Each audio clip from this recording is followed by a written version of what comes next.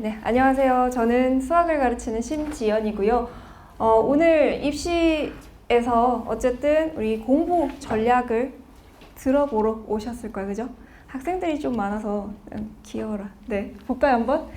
자, 일단 저를 좀 소개를 할게요. 저는 이런 데를 나왔고요. 현재 목동 러셀에서 근무 강사 일을 하고 있고요. 최근에 이제 재수종합학원 그리고 그 전에 이제 뭐 들으면 아실 학원들에서 일을 했습니다. 그리고 고등학교에서 이제 학생들 문제를 출제한 영역이 있고요.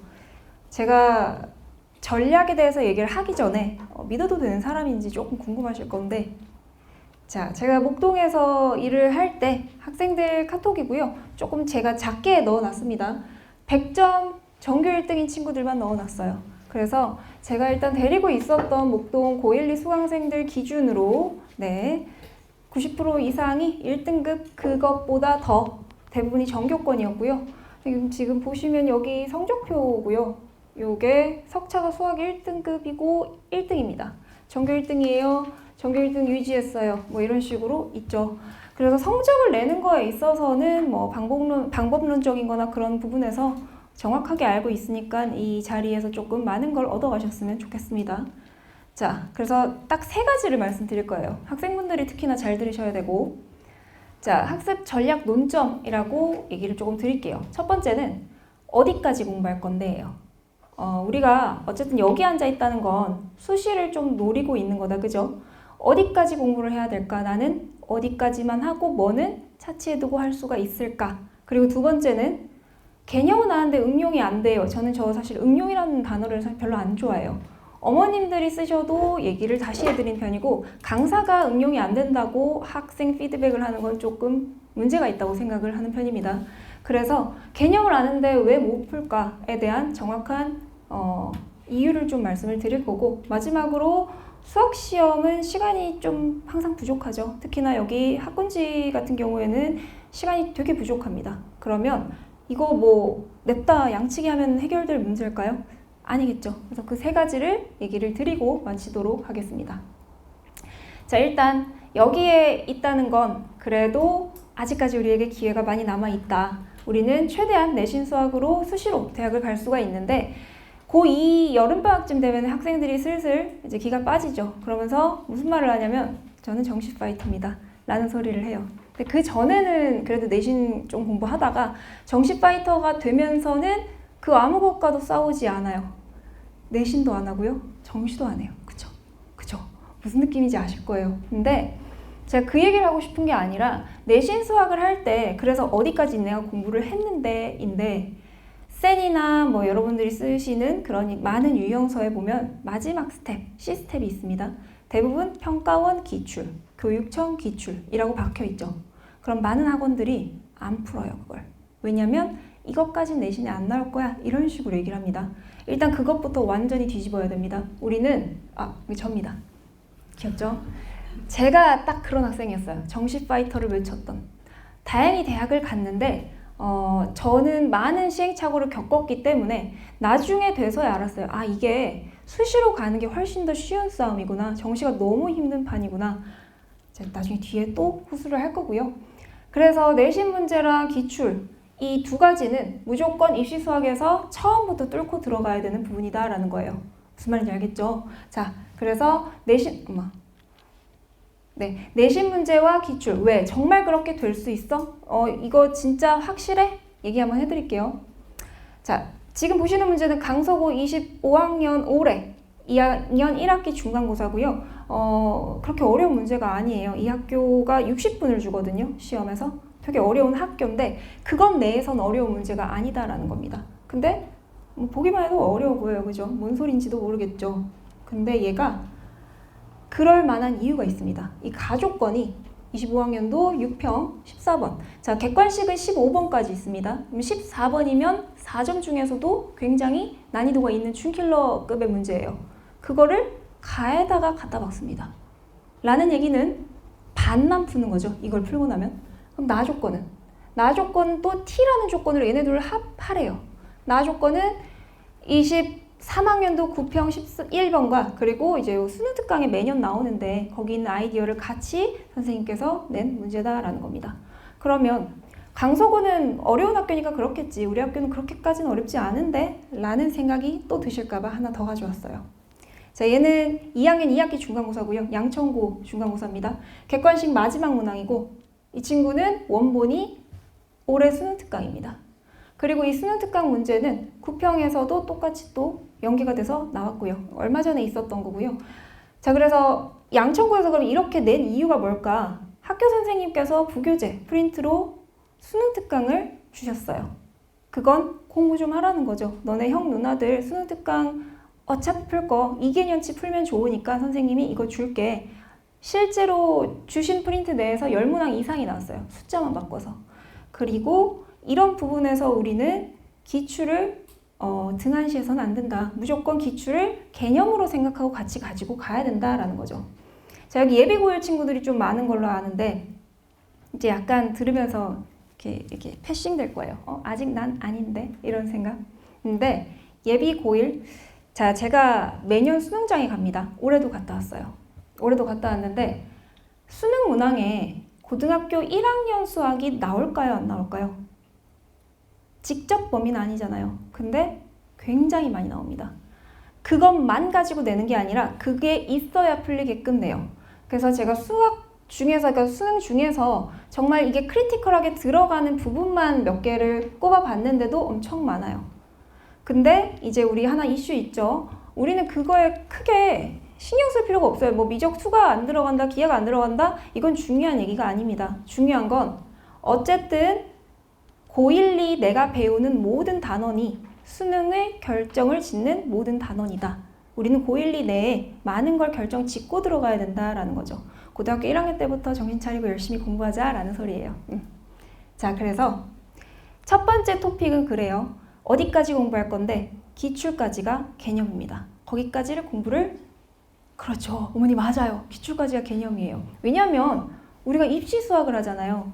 개념? 공식이 개념 아니야? 이렇게 생각을 하실 거예요. 그렇게 했기 때문에 내가 공식을 외웠는데 문제가 안 풀리면 나 개념을 했는데 왜 안 돼? 응용이 안 되는 거 아니에요? 자연스럽죠? 2번 토픽 얘기해 볼게요. 자, 첫 번째 이거 좀 지우고, 얘는 우리가 고등학교 2학년 미적분 1을 배울 때 미분계수와 도함수를 배우고 나서 바로 다음에 배우는 증가감소 영역이에요.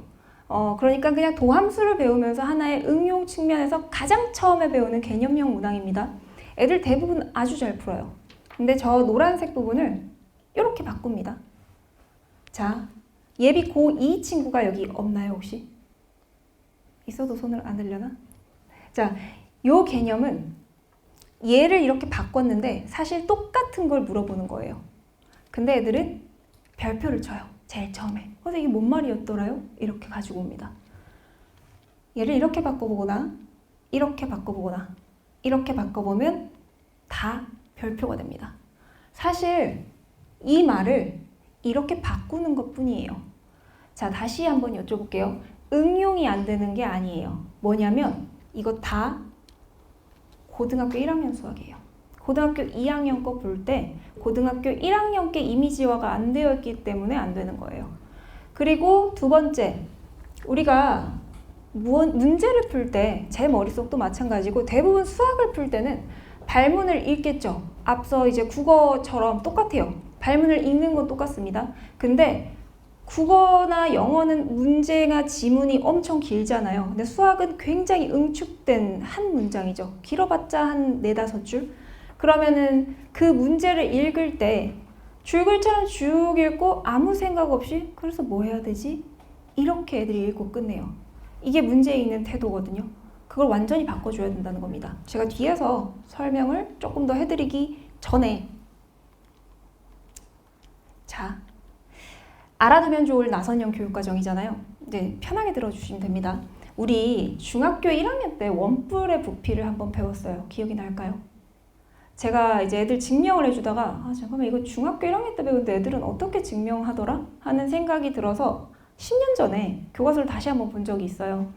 그때 보니까 원기둥이랑 똑같은 길이의 높이를 가진 저렇게 생긴 게 어디 있을지 모르겠는데 컵을 갖고 와서 물을 따로 부어본대요. 그러면 총 3번 들어간대요. 이렇게 증명을 하고 그러니까 원뿔 부피는 원기둥에서 3분의 1을 해. 이렇게 가르칩니다. 사실 너무 수학적이지가 않죠. 그쵸? 이게 무슨 구의 건널비도 마찬가지예요. 기억날 거예요, 학생들. 오렌지를 갖고 와서 오렌지에 반지름을 잰 다음에 원을 4개 그립니다. 오렌지를 까요. 붙입니다. 그러면 총 몇 개 나와? 껍데기가 총 4개가 나와요. 그래서 구의 건널비는 4파열제곱. 오, 똑똑한데? 맞아요. 그래서 대답해주면 되게 좋아해서. 자, 그래서 실제로는 그게 증명이 아닌데 이렇게 한번 가르쳐요. 그리고 실제로는 진짜 증명은 고등학교 2학년 때 합니다. 정적분과 급수를 이용해서 적분을 해야 되는 거예요. 그럼 왜 우리 이렇게 가르칠까? 이유가 있습니다. 이게 우리나라 수학 교육 과정인데 이제 저도 몰랐다가 대학에 가서 들으면서 그래서 내가 그때 되게 산발적으로 배웠던 거구나 라는 걸 느꼈어요. 지식의 축은 이미 다 구조가 짜여져 있고요. 그 학생의 수준이나 교과 내용의 수준, 학생 나이에 따라서 계속 던져줍니다. 똑같은 걸 계속 던져줘요. 조금 더 깊게, 조금 더 많이, 조금 더 심화되게. 그래서 이게 우리나라 교육 과정이고 브루너라는 사람이 만든 건데 그건 중요하지 않고요. 중요한 건 심화성과 계속성이다라는 겁니다. 그래서 평가 요소라고 다를까요? 제가 아까 맨 앞에 그 고등학교 1학년 개념이 굉장히 많이 중요한 27번 문항이고요. 작년 수능 27번인데 제가 재종에 있을 때 친구들이 이걸 다 들고 왔어요. 선생님 이거 왜 이렇게 어떻게 하는 거 이렇게 하는 거 맞아요? 이렇게 하고 들고 왔던 굉장히 뜨거운 감자 같은 문제였는데 이 친구를 풀기 위해서는 이런 평가가 들어갑니다. 첫 번째는 고등학교 1학년 다항식 연산. 가장 중요했던 게 합성함수와 역함수입니다. 그리고 다항함수 미분법. 고등학교 2학년 것만 배웠다고 생각하고 이것만 했던 친구들의 풀이가 이럽니다. 이게 27번 풀이면 안 되잖아요. 그죠? 이게 EBS에 나와 있는 풀이거든요. 그러니까 풀이가 잘못됐다라는 건 아니에요. 그럼 진짜로 이걸 풀기 위해서 어떤 사고 과정을 거쳤어야 됐냐? 이게 제 유튜브고요. 제가 보면은 여기에 이제 합성함수에서 우리가 봐야 되는 건 관찰이 주 목적이야 라고 얘기를 하고 나서 문제고요. 사고 흐름을 말을 해주죠. 그리고 실제 풀이는 요게 답니다. 그러니까 문제를 풀이할 때 읽는 태도를 바꿔줘야 된다는 게 이런 부분이에요. 그래서 자, 어린 심지영 같은 학생은 이런 식으로 풀어야 됩니다. 저 함수 왜 저렇게 생겼어? 이상해. 여기서 한번 멈춰줘야 돼요. 그리고 접선이 x축이야? 오케이. 선생님이 이거 접선 얘기하면 2개 정보 있다 했어. 0,0도 지나고 기울기도 0이네. 역함수를 가죠? 근데 역함수 hx에 대하여 라고 안 했고 평가원이 가질 때라는 말을 굳이 해줬어요. 이거 힌트거든요. 해즈, 가진다고? 뭔가 쎄한데? 뭘 이용해야 되나 봐. 마지막, 구하라는 거. 사실 우리가 왜 수학을 공부할까요? 답 내려고 하는 거거든요. 마지막에 얘부터 보고 시작해야 돼요. 이걸 구하라는 거야. h를 구해야 돼. h는 얘를 못 구하네? 역함수니까 쟤를 알아야겠다. 근데 g는 이런 정보를 갖고 있네? 근데 g는 뭐였지? f로 이루어진 합성함수야. f 마지막에 이거 3차 함수로 시작하는 거구나. 이렇게 시작을 해야 돼요. 문제를 읽을 때. 이게 문제 읽는 태도입니다.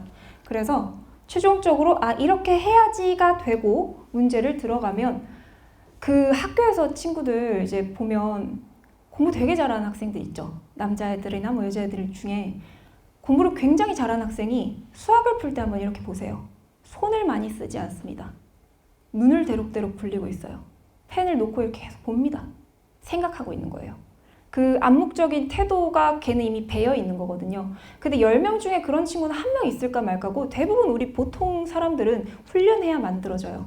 그 훈련을 잘하면 이게 올해 우리 친구 중 한 명이 저한테 편지를 써줬고요.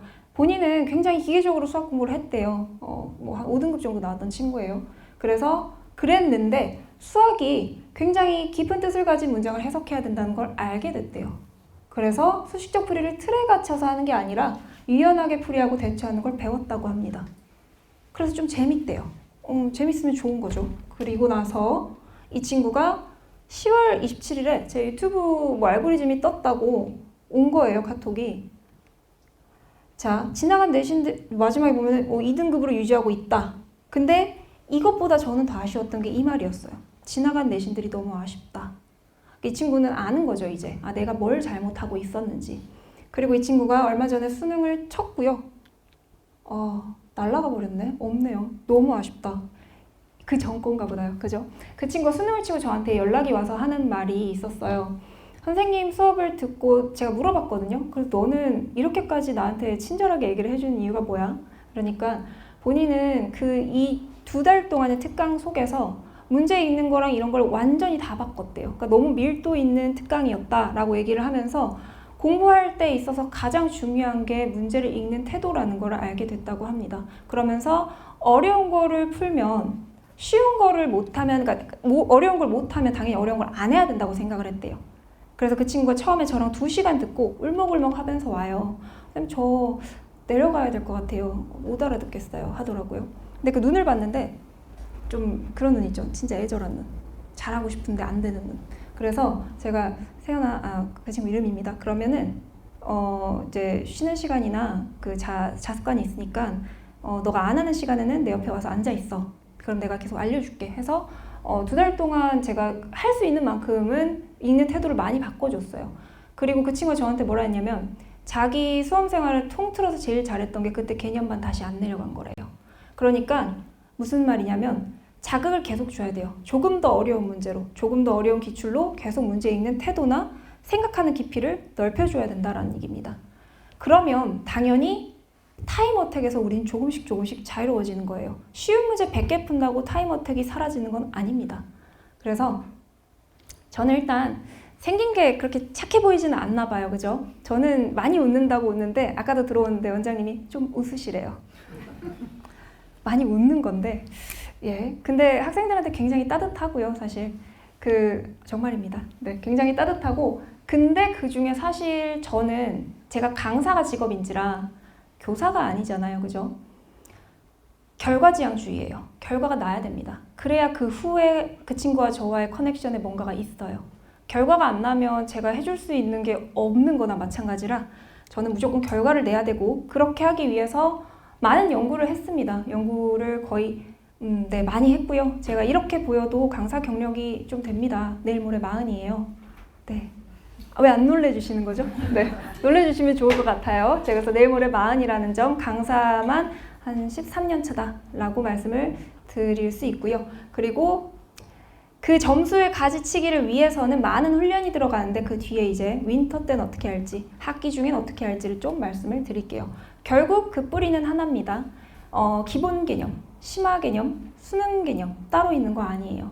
하나다 라는 얘기를 드리고 싶고요. 자, 그래서 뿌리는 어디까지냐? 아까 어머님 뒤에서 굉장히 놀라셨는데 문제풀이 기출까지가 개념이래? 이렇게 얘기를 해주셨잖아요. 제가 말씀드린 기출은 킬러 문항까지는 아니에요. 근데 대부분 기출이 담고 있는 아이디어는 우리는 미리 학습을 하고 들어가야 됩니다. 왜냐하면 아까 제가 앞에서 말씀을 드렸던 그 학교 기출들 있죠. 선생님들이 문제를 출제하잖아요. 저도 출제를 해봤고, 그러면 그 출제할 때 없는 정말 무의 황무지의 상태에서 선생님이 문제를 개발할까요? 그런 일은 있을 수도 있어요. 근데 거의 없다고 보시면 돼요. 그럼 대부분의 문제는 어떻게 탄생이 될까요? 쉽게는 숫자 바꾸기가 될 수도 있고, 지수함수를 로그함수로 바꾸는 게 될 수도 있고요. X축으로 대칭됐던 걸 Y축으로 대칭하는 게 될 수도 있겠죠. 그래서 충실한 교과과정 이해는 물론 그거에 대한 개념형 문항, 그리고 이 교과과정을 공부했을 때 내가 어떤 문제를 만났고 어떤 게 이거에 대해서 평가 요소가 되는지까지를 보자라는 거예요. 그게 개념이다라는 거죠. 그리고 문제를 읽는 태도, 이게 가장 중요합니다. 마지막으로 이거 이미지화라는 건데 제가 뒤에서 또 한 번 더 말씀을 드릴 거고, 본인 스스로 시험장에서 그게 이미지가 보여야 돼요. 그러니까 제 음성이 들린다라고 애들은 표현을 해요. 제가 정말 오감을 활용해서 많이 노력을 해주거든요. 그래서 결국은 고난도 풀이의 당위성과 직결되는 건 첫 개념이다 라는 거고요. 그리고 처음 뿌리를 잘 세우려면, 자, 예비고일 친구들이 조금씩 이래도 뭐 고등학교 1학년 수학을 했을 수도 있을 것 같기 때문에 예를 한번 들어볼게요. 자, 본인들이 공부를 할 때를 생각해 봅니다. 다항식의 연산을 배워요. 왜 배우는지는 모르는데 어쨌든 열심히 풀어 제끼죠. 막 풀어 헤치래요. 뭐 노름차순, 내림차순 했어요. 했더니 바로 다음 단어에서 이제 묶으래요. 그걸 인수문해라고 부른대요. 왜 묶지? 안 알려줘요. 그냥 합니다. 그러더니 갑자기 눈을 딱 떴는데 갑자기 이상한 I를 쓰면서 이미지너리 넘버 허수래요. 복소수라는 개념을 배워요. 마찬가지로 왜 하는지 몰라요. 그리고 다시 눈을 감았다 뜨면 2차 방정식을 배웁니다. 아, 이게 허근이라는 개념을 배우기 위함이었는데 그거 누가 안 알려줍니다. 그리고 바로 다음 단원에 2차 함수를 배워요. 2차 함수랑 2차 방정식을 정확하게 구분 지을 수 있니? 라고 물어보면 열의 9은 그러니까 그게 D가 0인 놈이랑 Y는 차이인 건 것 같긴 한데 이렇게 대답을 해요. 정확히 모릅니다. 뭐 그 뒤는 말을 안 해도 될 것 같아요. 그래서 첫 뿌리, 즉 얘를 배웠어. 막 풀어헤치고 인수분해하고 전기하고 해서 이게 중요한 게 아니라 그래서 이거 어디다가 배우고 어디다 써먹지? 이것까지를 공부를 하겠다라는 거죠. 그리고 유형에 의존을 하는 학습법이 아닙니다. 우리는 공부를 할 때 수많은 내신 유형서에 보면 한 문제, 한 단락의 이제 개념을 배우고 나면 유형이면 한 20개 되죠. 열심히 풀어요. 풀 때 위에 보면서 풀어요. 그쵸? 위에 보면서 아 그래 나 다 알아. 풉니다.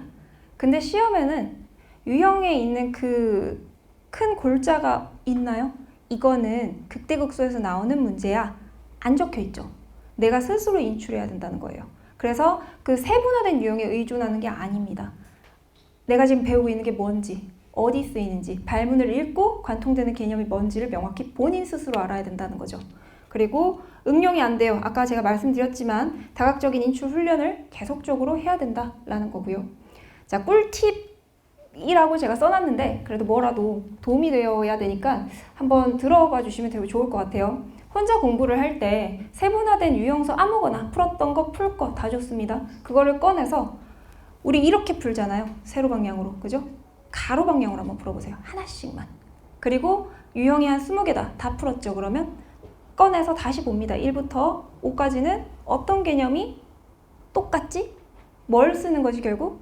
내가 여기 이 중단원에서 가지고 관통되는 개념이 뭐라는 걸 갖고 가야 될까? 그리고 소단원이 끝나면 대단원끼리도 다시 한번 합니다. 아까 봤던 2차 방정식이랑 2차 함수랑 그래서 2차 방정식은 왜 보는 거지? 2차 함수에서 특수한 x축 위에 근을 보는 거구나. 이런 식으로 스스로 학습이 되면 그 친구는 자기주도 학습이 되는 친구예요. 네, 우리 대부분이 그게 안 되니까 학원을 오는 거고요. 그걸 제가 도와주겠죠. 자, 다 찍으셨을까요? 네. 자, 결론입니다. 아까 제가 맨 처음에 3개의 논점을 알려드린다 했습니다. 그죠? 자, 내신 수학 그리고 기출입니다. 내신 수학 안에 기출은 무조건 다 들어있고요. 윈터가 시작되고 고3이 돼서 기출을 시작하는 게 아니라 그땐 다시 다지는 거예요. 우리는 미리 교육청과 기출을 풀어놔야 됩니다. 왜? 여기는 목동 학군지고 그렇지 않다고 하더라도 그렇게 공부를 해야 우리가 우위를 점할 수 있는 건 기정사실이니까. 두 번째, 전체 교과 과정에서 명확한 이미지화가 들어가야 돼요. 우리 중간고사 끝났으니까 중간고사 범위 휘발.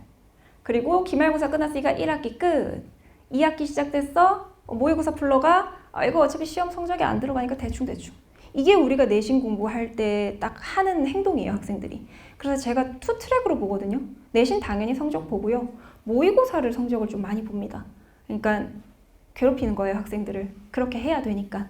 마지막, 타임어택에 지지 않기. 2가지 훈련이 들어갈 겁니다, 타임어택은. 첫 번째는 아까 제가 말씀드린 문제를 풀이하는 태도를 바꾸는 것. 두 번째는 모의고사 훈련입니다. 모의고사 훈련은 중간고사 범위가 끝나는 대로 매주 시행이 될 거고요. 자, 뒤에서 제가 조금 더 자세하게 말씀을 드릴게요. 자, 같은 얘기입니다. 결국은 처음에 생각보다 많은 게 결정이 됩니다. 뿌리가 중요하다라는 거고요. 평가원, 수능, 교육청, 학평, 기출은 우리가 문제를 푸는 것에 있어서 그 좋은 웰메이드 문항, 평가 요소의 원본이자 근본입니다. 이거를 우리는 겨울방학 윈터 때 같이 해야 합니다. 그리고 학기 중에는 당연히 내신에 출제진인 선생님이 뭘 내는지, 부교재가 뭔지, 프린트가 뭔지, 이거를 1, 2, 3반 선생님만 준 건지, 전부 다 준 건지에 대해서도 시험 문제에 나올 수 있는 게 달라져요, 근거가. 그래서 그런 부분들을 굉장히 좀 디테일하게 저한테 얘기를 해줍니다, 학생들이. 그럼 저는 그거에 맞춰서 각 학교별로 내신 자료를 뿌려주겠죠. 그리고 마지막, 크죠? 큽니다. 자, 우리 친구들은 저한테 수업을 들을 때 타임어택 훈련을 조금 많이 받습니다. 1월 한 중말부터는 계속 하는 것 같아요. 왜냐면 아무리 수학적으로 뭔가 잘하고 뛰어나도 50분 시간 내에 못 풀면은 그거는 내가 잘한다고 말할 수가 없는 거거든요. 그래서 무조건 50분 내에 다 나올 수 있는 수학 공부를 해야 되고요. 모의고사 훈련과 이제 너희들을 위기 상황에 많이 놓이게 한다라는 점. 자, 결국은 잘 가르쳐야 잘 배울 수가 있겠죠. 저도 이제 한 13년 정도 강사 일을 하면서 다 해봤습니다. 뭐 수능, 내신, 24살 때는 그 경시도 했었어요. 기하나 조합, 경시 같은 것도 했었고, 근데 결국 수학의 결은 타 과목은 제가 뭐라고 말을 못하겠습니다만 수학은 수학답게 배워야 된다라는 게 제 가장 큰 어떻게 보면 모토예요. 이건 수학입니다. 그렇지만 답을 정해놓고 보는 입시 수학이죠. 점수를 내는 수학이 있어서 저는 평가원의 태도의 일관성과 그들의 의도 그리고 학교 선생님이 뭘 중요로 하는지 그것들을 같이 꼼꼼히 담은 강의를 한다라는 거고요. 자, 아까 제가 앞에서 그 개념 인출이 되게 중요하다고 했는데 이게 태도 정리 코드라는 책이에요. 보면은 되게 라이브해요. 뭐 막 뚝 까맞는다라는 표현도 쓰고요. 꼴값이라는 건데 이건 나쁜 말이 아니라 리밋 조건에서 우리가 봐야 되는 게 꼴 조건과 값 조건인데 이걸 놓쳐서 애들이 거의 대부분 틀려옵니다. 그래서 그 부분을 굉장히 강조해서 주는 태도 정리 집이다, 총알집이다 뭐 이렇게 얘기를 하고요. 문제를 풀 때도 이제 좀 제가 부탁을 많이 하죠. 여기서 이제 문제임을 알고 거기서만 봐줄래? 그래프를 질질 끌고 다니지 말아줘. 부탁이야. 이렇게 얘기를 하죠. 왜냐하면 그래프를 질질 끌고 다니면 1분 컷 할 걸 5분 컷 하니까. 그래서 그런 부분에 있어서 좀 많이 훈련을 시킨다. 목표는 하나입니다. 시험장에서 제 목소리가 들린다는 소리가 들어야 돼요. 저는. 그래서 이런 식으로 수학 푸는데 제 목소리가 들렸대요. 이게 제 목표예요. 진짜로. 그리고 질문방 운영을 하는데 질문방을 하는 이유는 딱 하나예요. 제가 애들을 많이 봐봤자 뭐 클리닉 부르고 해도 주에 한 3번 이렇게 보겠죠. 그러면 얘가 나머지 4일 동안 어디서 뭘 하는지 제가 알 수가 없습니다. 근데 수학적으로 어디가 빵꾸가 나 있는지를 알려면 얘가 뭘 모르는지 소통이 돼야 되거든요. 그게 가장 잘 되는 게 사실 질문방이에요. 얘가 뭘 질문을 올려요. 너 이거 뭘 모르겠다고 올린 거야? 이러면 이제 뭐라 주저주저 합니다. 아 여기 빵꾸네. 와 이렇게 되는 거죠. 그리고 이렇게 풀어서 보내줄게 하면 이제 수업한다는 소리고요. 풀어서 보내주기도 하고요. 뭐 애들 다 질문 이것저것 해요. 뭐 논술도 질문하고요. 이런 식으로 감사합니다 해요. 감사합니다 말고 그래서 이해는 했니? 네 그래요. 그리고 이렇게 엔제도 질문을 하고요. 엔제인데 문제 좋으니까 열심히 풀어봐라 이런 말도 하고요. 그래서 문제를 풀고 질문을 하는 거는 굳이 재교재가 아니어도 상관없어요. 아무거나 하라고 하거든요. 선행을 하는 게 돼도 좋고 수학이기만 하면 된다. 자, 그리고 얘는 제가 이제 피드백하는 건데 어머님들, 아버님들한테 제가 보내드리는 거예요. 좀 길죠? 생각보다 학생에 대해서 할 말이 많습니다. 그리고 고1, 고2 친구들, 특히 고2 되면요. 저번 주까지는 분명 여기 앉아서 되게 열심히 했던 애인데 갑자기 이번 주에 뭔가 쎄하게 달라지는 그 뭔가가 있어요.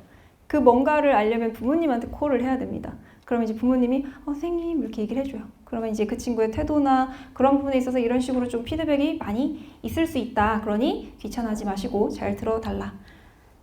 자, 그리고 이제 이거 브로셔에 있는 내용이니까 간략하게만 굳이 얘기를 안 해도 될 것 같은데요. 좋은 대학 갑니다.